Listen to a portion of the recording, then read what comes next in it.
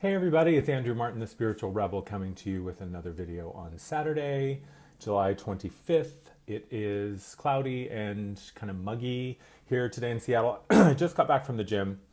I'm still sweaty, still in my gym clothes, having my smoothie. You can still see I have my hat ring on my head. So that's how much I love you, that I am willing to come to you and bring you this message before I've even showered. Um, anyway, I hope that wherever you are, you're happy, you're healthy, you're smiling, and I have a message for you today that is about feeling the funk. And when I mean that, what I mean by that is not feeling the funk as in like get down on it, earth, wind, and fire, Parliament. Like I'm not talking about that kind of funk. I'm talking about, although I have nothing, I love me some earth, wind, and fire, trust. But what I'm talking about is the emotional funk, the stuff that we don't want to deal with, the stuff that we'd rather not have to wade through, the stuff that we don't want to face, we don't want to look at, we don't want to examine, we don't want to unpack, we don't want to decompartmentalize, the stuff that we don't want to unstuff. That's the funk I'm talking about that we need to feel.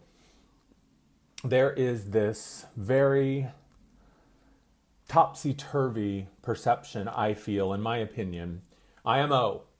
There is this very topsy-turvy idea within a lot of spiritual teachings and circles that somehow we just shouldn't ever deal with a negative. We shouldn't focus on it. We shouldn't pay attention to it. We shouldn't acknowledge it. We should just let it be, taken away and washed downstream, and that our positive vibes will somehow neutralize it and will somehow get rid of it for us magically. And absolutely, I believe there is certainly something to be said about focusing on the positive and allowing our energy and our frequency and our vibration to raise and to come into a place where it absolutely takes up space and absolutely grows to a size and a frequency that we aren't really susceptible to negative thoughts or susceptible to outside negativity coming in. However, when we have these old ideas and these old thoughts and these old patterns and old beliefs that are an internal thing that somehow have gotten into our mind or somehow have worked their way into our belief system and somehow have become something that we hold up as true,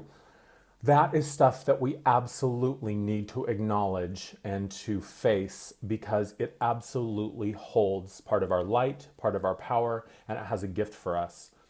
I went to see this documentary last night, Do I Sound Gay? If you haven't heard of it, I absolutely think you should check it out. It was really charming, very sweet, really interesting documentary about this man, gay man, who was really kind of obsessed with this idea that somehow he sounded gay, and he went to a speech therapist and linguists and voice coaches and all of these people to help him sound not gay. Anyway, it's really interesting. I highly recommend it. But at one point in the movie, he talks about how, there's that saying that says, if you're afraid of the answer, don't ask the question. And he says, his perspective on things is that absolutely the answers that you're afraid to hear are absolutely the questions that you need to answer. And I just love that idea.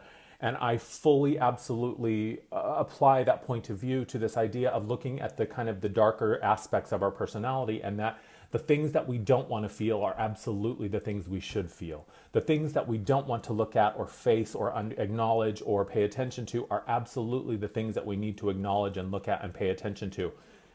The negativity that shows up in our lives as a chronic pattern, a chronic belief, a defeating, perception, an expectation that, somehow we're not worthy or we can't do it, or that we're afraid, or that makes us anxious or upsets us. These are absolutely the things that at some point begin to hold us back. And it absolutely is the things that we are least interested in and least excited about looking at are absolutely the things that we should be taking the time to acknowledge and to give some attention to, and to understand what is the message that they have for us. Because I guarantee you, the things that we really are resistant to acknowledging in our lives and accepting in our lives, because with acknowledgement and acceptance is the beginning of change. That is the genesis point for all creation of something new and changing something existing.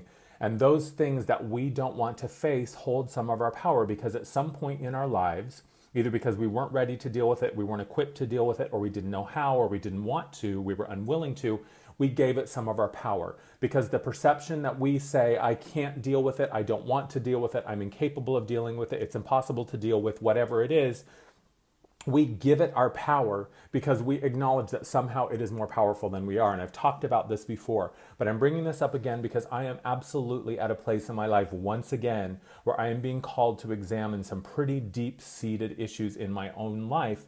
And I am really just at this point where the only option I have is one of two things: continue to ignore it, continue to pretend that it doesn't exist, continue to try to just, brush it away or somehow, make it disappear through my positive outlook and my positive attitude, or finally sit and look at it and own it and take responsibility for it so that I can understand it and move through it. Now, here's an important point. Acknowledging something and giving it our awareness that it exists and feeling it, allow ourselves to really be taken into the resonance of these fears and these doubts and these insecurities.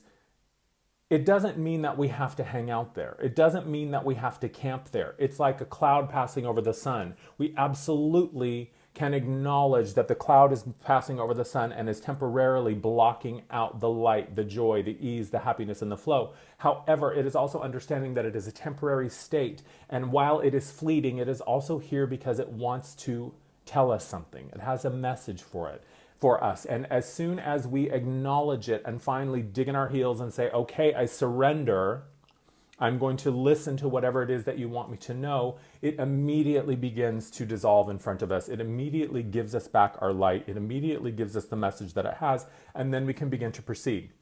So I'm certainly not saying that we should create from or hang out in a place of feeling disillusioned or in despair or frustrated or angry or disappointed. However, we absolutely can acknowledge it and say, this disappoints me, this is disillusionment, this makes me afraid, this fills me with doubt and insecurity. Acknowledge it and then create from the place of understanding that it's here to help us. I think oftentimes there is this idea in spirituality and in spiritual teachings and in spiritual circles that somehow if we're disappointed or if we're having a bad day or if we're upset or angry or depressed or whatever, that we're bad spiritually, that somehow we fucked it up and that we made a wrong turn and that we suck at law of attraction and my affirmations didn't work and I prayed to the angels and I lit my candles and I drummed on the drum and I held onto the crystal and I did all my things and I still am having a bad day, so I must suck spiritually. Absolutely not. It's the same thing. Sometimes when we want to bring joy into our lives, we need to examine the things that we believe erroneously about why we can't be joyful. When we want satisfaction, we are called to acknowledge the things that are somehow kicking around inside our thoughts or our vibration that tell us why we believe we cannot have satisfaction. So absolutely, we can be satisfied, we can be joyful, and being frustrated and being disillusioned and angry doesn't mean that we suck at being a spiritual being. It just means that there's some stuff that's kind of opposing what it is that we desire, and in order to get to what we desire, we need to acknowledge that there's something in opposition to it. And when it's an internal belief and internal alignment with some sort of misguided idea or some sort of untruth, that's where our work lies. The negativity, the funk, the stuff we don't want to deal with is only ever pointing us in the direction of where we need to give our love, our compassion, our time, our attention, and our acknowledgement. And you treat it like a little kid who's scared of the dark or who's having a hissy fit or who's having a tantrum or who is somehow all of a sudden upset, and you turn to and you say, what is it that you need? What is it? How can I love you? How can I show you more compassion? How can I show these aspects of myself that feel kind of funky and tangled and dark? How can I show them that I love them and have compassion for them just as much as the other parts of myself? And the minute that we give our time and our attention, our compassion to them, they immediately transform. They give us back the power that they've been holding on to for us, and they give us the message that they have, and we immediately begin to unfold into an understanding of, oh, I get it. I just had this kind of fucked up idea that somehow I picked it up along the road and began to believe that it was true. And the nice thing about beliefs is all I have to do is change them. I can choose a new set of beliefs, but in order to choose something new, I need to understand what the old, erroneous, outdated belief is so that I can dismantle it, let it go, take the truth from it, take the light from it, take the message from it, and move on. So don't be afraid to feel the funk.